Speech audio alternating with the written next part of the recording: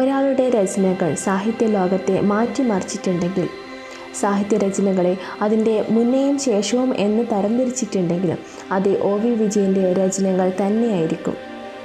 ഇനി ആരായിരുന്നു ഈ ഒ.വി. വിജയൻ എന്നറിയണ്ടേ?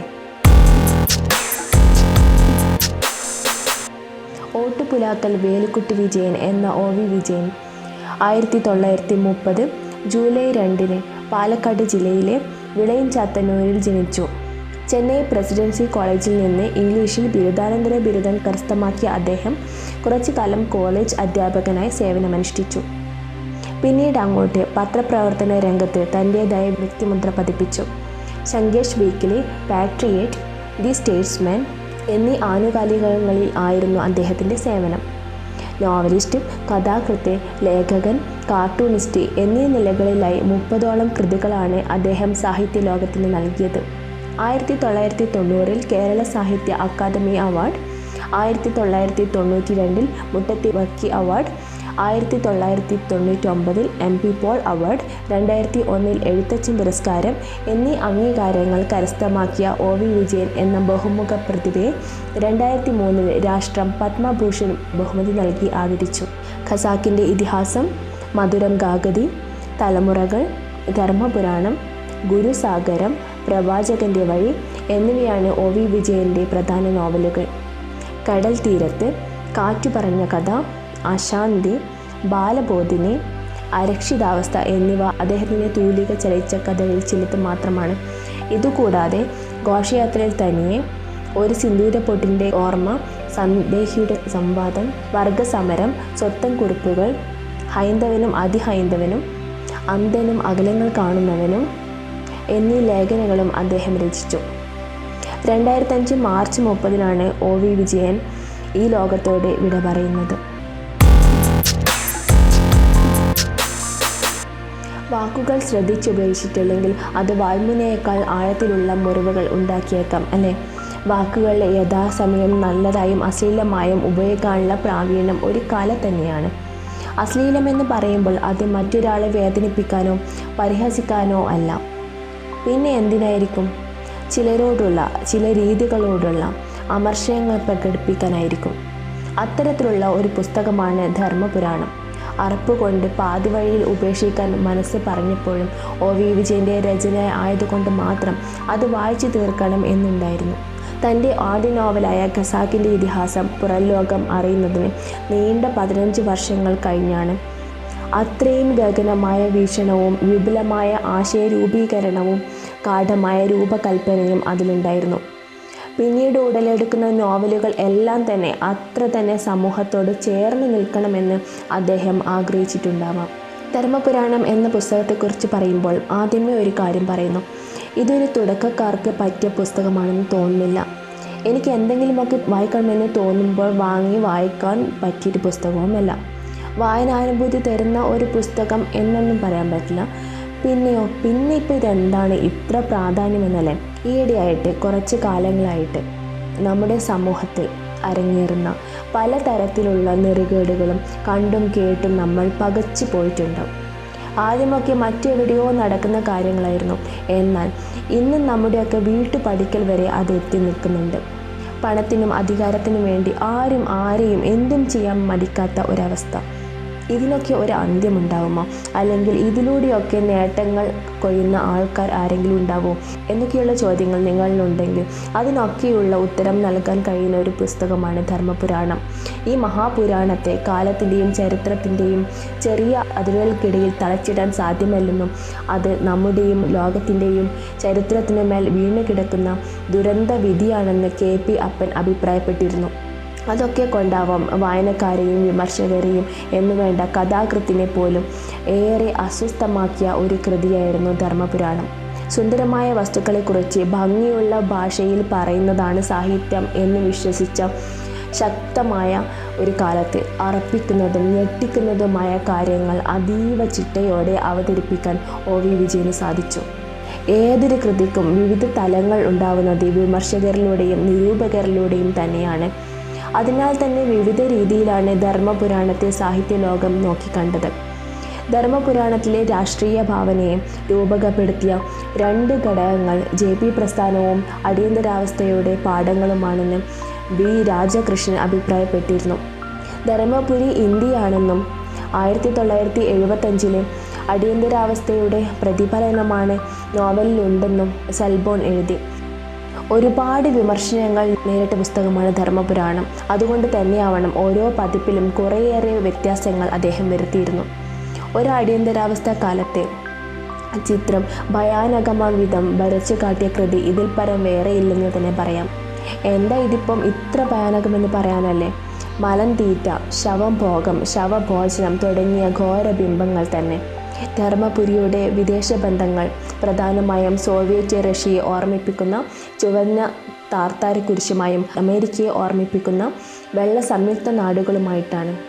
അടിയന്തരാവസ്ഥ കാലത്ത് ഈ രാജ്യങ്ങളുമായി ഇന്ത്യ എങ്ങനെ ബന്ധപ്പെട്ടിരിക്കുന്നുവെന്ന്, അതിലൂടെ ആരൊക്കെ നേട്ടമുണ്ടാക്കിയെന്ന് ഇതിൽ വരികൾക്കിടയിലൂടെ നോവലിസ്റ്റ് പറഞ്ഞിരിക്കുന്നു. ധർമ്മപുരാണത്തിലെ സിദ്ധാർത്ഥനിലൂടെ പ്രത്യക്ഷമാവുന്ന ഗുരു സാന്നിധ്യത്തിന് ബൗദ്ധമായ സ്വഭാവമാണുള്ളത്. ആത്മീയതയെ സംബന്ധിച്ച ചോദ്യങ്ങൾക്ക് പഴകിയ പ്രതികരണങ്ങൾ തന്നെയാണെങ്കിലും ഒരു മനുഷ്യൻ്റെ ഗുരുസങ്കല്പത്തെ ഉടലടി പിടിച്ചു കുലുക്കാൻ ഈ ഒരു പുസ്തകത്തിന് സാധിച്ചേക്കാം. ഏതൊരു വായനക്കാരെയും ധർമ്മപുരാണം എന്ന കൃതി ഞെട്ടിക്കുന്നത് അതിലെ വിസർജന ദൃശ്യങ്ങളുടെയും ലൈംഗിക ഭീകരതയുടെയും ആധിക്യം കൊണ്ടാണ്. എല്ലാ വാക്കുകളും പച്ച മലയാളത്തിൽ അച്ചടിക്കാൻ മാത്രം ധൈര്യപ്പെടുന്ന ആളുകൾ ഇല്ലാത്തത് കൊണ്ടാവാം കുറേ സംസ്കൃത പദങ്ങൾ ഇതിലുപയോഗിച്ചിരിക്കുന്നത്. സിദ്ധാർത്ഥൻ തൻ്റെ യാത്ര തുടർന്ന് ധർമ്മപുരിയുടെ തലസ്ഥാന നഗരിയായ ശാന്തിഗ്രാമത്തിൽ എത്തിച്ചേരുന്നു. അവിടെ നിന്ന് ലാവണിയെ കണ്ടുമുട്ടുന്നു. അധർമ്മം കൊടുകുത്തി വാഴുന്ന കാഴ്ചകളാണ് പിന്നീട് അങ്ങോട്ട് നമ്മൾ കാണുന്നതും കേൾക്കുന്നതും. ലാവണിയെ പോലീസുകാർ കൊണ്ടുപോകാൻ ഒരുങ്ങിയപ്പോൾ അനാവശ്യ ചോദ്യങ്ങൾ ചോദിച്ച് സമയം കളയരുതെന്ന് പറയുന്നു. അതെ, രാജ്യം എന്തുകൊണ്ടോ പ്രതിസന്ധിയിൽ ആവുമ്പോൾ സാധാരണക്കാരൻ്റെ ദൈനംദിന ജീവിത ആവശ്യങ്ങൾ പലർക്കും അനാവശ്യങ്ങളായി തോന്നിയേക്കാം.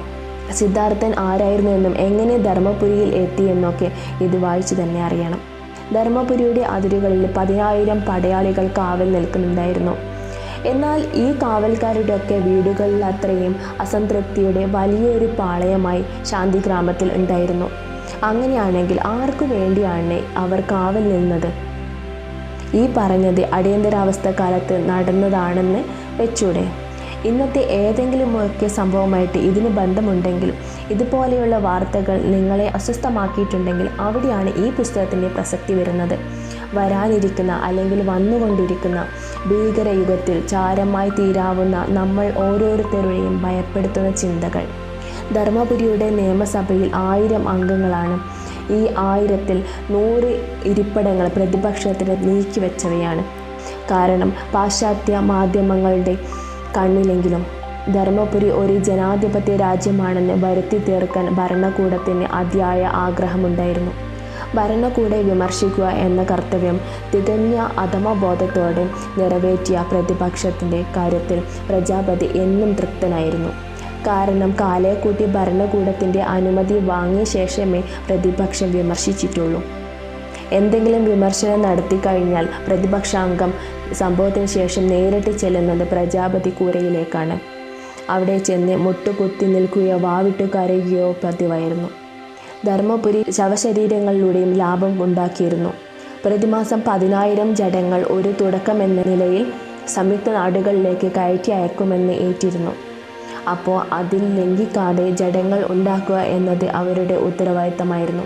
ധർമ്മപുരിയിൽ നടന്നിരുന്ന കാര്യവും ഇന്ന് നടന്നുകൊണ്ടിരിക്കുന്ന കാര്യങ്ങളും നന്നായിട്ട് അപഗ്രഥിച്ച് വേണം ഈ ഒരു ബുക്ക് വായിച്ച് മുന്നോട്ട് പോവാൻ. നേരത്തെ പറഞ്ഞതുപോലെ ഒറ്റ ഇരിപ്പിന് വായിച്ചു തീർക്കാനുള്ള ഒരു പുസ്തകമല്ല ഇത്.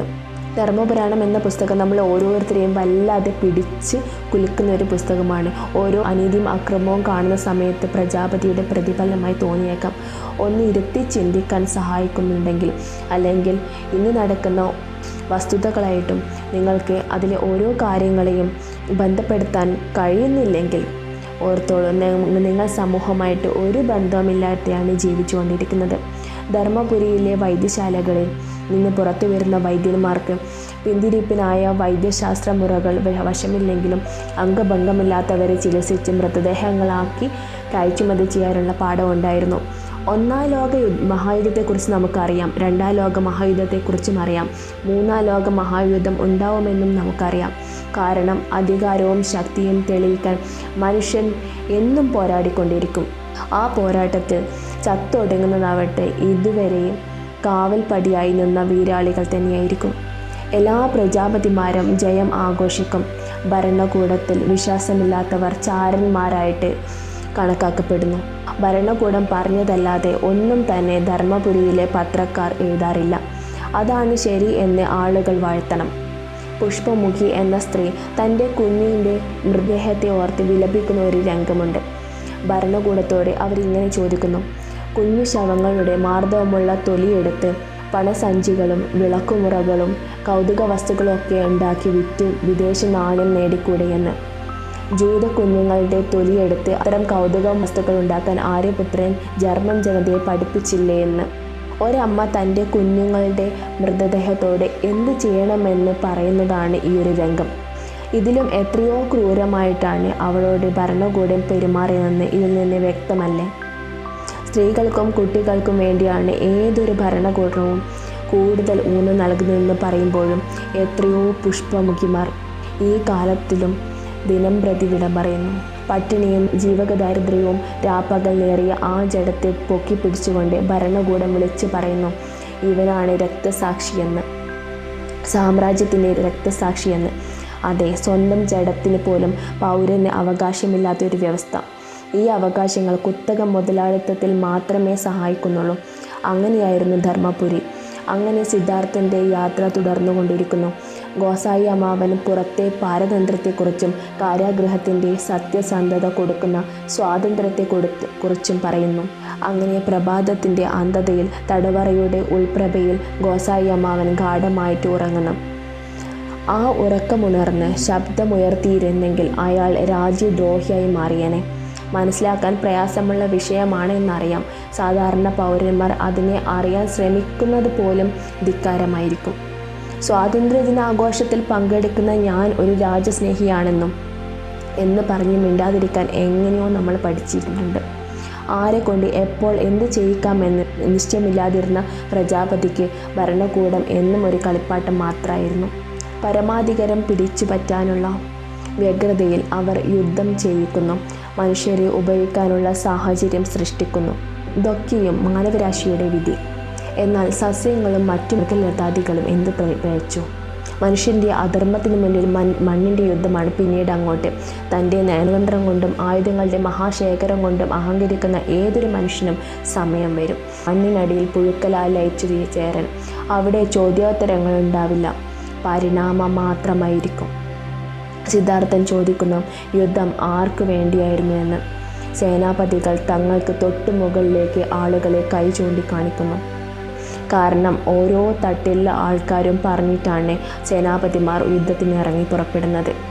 സിദ്ധാർത്ഥൻ വീണ്ടും ചോദിച്ചു: യുദ്ധത്തിൻ്റെ അവസാന ലാഭങ്ങൾ ചെന്നു പറ്റുന്നത് ആരിലാണ്? അണുസ്ഫോടനം കൊണ്ട് സമ്പന്നമാകുന്നത് ഏത് കുടുംബമാണെന്ന്. അവർക്കാർക്കും തന്നെ അതിനുള്ള ഉത്തരം അറിയില്ലായിരുന്നു. കാരണം അവർക്കാർക്കും യുദ്ധത്തിൽ നിന്ന് ഒന്നും നേടാനായിട്ടില്ല, ഒന്നും കിട്ടിയിരുന്നില്ല. ഓരോ നിലയിലെയും പ്രതാപികൾ കൈമലർത്തി. പിന്നീട് അനാഥമായ ഒരു തട്ടിലെത്തി. അവിടെ ഒരു മൊച്ചക്കുരങ്ങൻ ഇരിക്കുന്നുണ്ടായിരുന്നു. അത് ഇളിച്ചു കാട്ടിച്ചിരിക്കുന്നു. മൊച്ചക്കുരങ്ങൻ്റെ യുദ്ധം, ആർക്കും വേണ്ടാത്തൊരു യുദ്ധം. ഞാൻ ആദ്യമേ പറഞ്ഞതുപോലെ ഇതിൽ ഉപയോഗിച്ചിരിക്കുന്ന അശ്ലീല പദപ്രയോഗങ്ങൾ ഈ കീഴ്പ്പെടുത്തുന്ന പ്രതിപാദ്യ വിഷയമല്ല. ചരിത്രത്തിൻ്റെ നാറുന്ന മുറിപ്പാടുകളെ അശ്ലീല വിശകലനം കൊണ്ട് നേരിടുകയാണ് OV വിജയൻ ചെയ്തിരിക്കുന്നത്. ഏതൊരു ഭരണാധികാരികൾക്കും ഒരു അഴുകിയ വശമുണ്ടാവാൻ സാധ്യതയുണ്ടെന്ന് ചരിത്ര രേഖകൾ വെച്ച് സമർത്ഥിക്കുന്നു. വായനക്കാരെ ഞെട്ടിക്കുന്ന രീതിയിലാണ് ശവങ്ങൾ ഉൽപ്പന്നങ്ങളായിട്ട് മാറുന്നത്. ഹിറ്റ്ലറിൻ്റെയും ചർച്ചിലിൻ്റെയും സ്റ്റാലിൻ്റെയും മുസോളിനിയുടെയും ഒക്കെ ഭരണത്തിലെ ഭീകരമായ വശം തുറന്നു കാണിച്ചിരിക്കുകയാണ് ഇതിലൂടെ. അവരൊക്കെ സമാനത പുലർത്തിയിരിക്കുന്നത് ശവരതിയിലായിരുന്നു. ശ്മശാനത്തോടും ശവകുടീരങ്ങളോടുമുള്ള സ്നേഹം, ശവശരീരങ്ങളെ തൊടാനുള്ള ആഗ്രഹം, മറ്റുള്ളവരുടെ അംഗഛേദം നടക്കുന്നതായി സ്വപ്നം കാണുന്നത്, അസ്ഥികൂടത്തെ പുണരുന്നത്, ഇതൊക്കെയും ശവരതിയാണ്.